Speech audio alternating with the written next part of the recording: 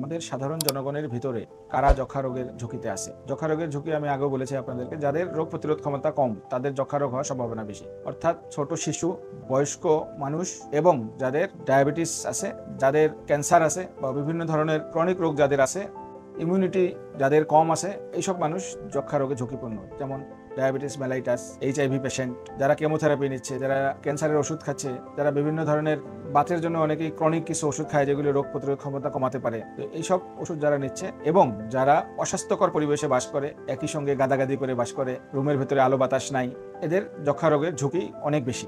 তো যক্ষা রোগ যাতে না হয় তার জন্য কি করতে হবে?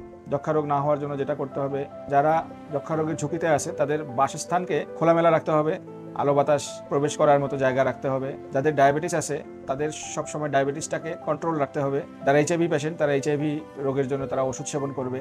যারা কেমোথেরাপি নিচ্ছে বা রেডিওথেরাপি নিচ্ছে তারা নিয়মিত পুষ্টিকর খাবার দাবার গ্রহণ করবে এবং নিয়মিত চেক আপ করবে। এ ধরনের কর্মকাণ্ড করা হলে, আবার শিশুদের ক্ষেত্রে যেটা আছে, জন্মের পরপরই তাকে BCG টিকা দিয়ে দিতে হবে। BCG টিকা কিন্তু টিবিকে পুরোপুরি প্রিভেন্ট করবে না, কিন্তু BCG টিকা দেওয়া হলে এটা যক্ষা রোগের যে ক্ষতি, এই ক্ষতিটাকে কমায় নিয়ে আসবে এবং টিবি মেনিনজাইটিস থেকে ছোট ছোট শিশুদেরকে রক্ষা করবে। এটাই আমার মেইন কথা। সবাই ভালো থাকুক, মানুষ যেন যক্ষা রোগে আক্রান্ত হয়ে নিজের জীবনকে হুমকির মুখে না ফেলে, মানুষ যেন সুস্থ থাকে।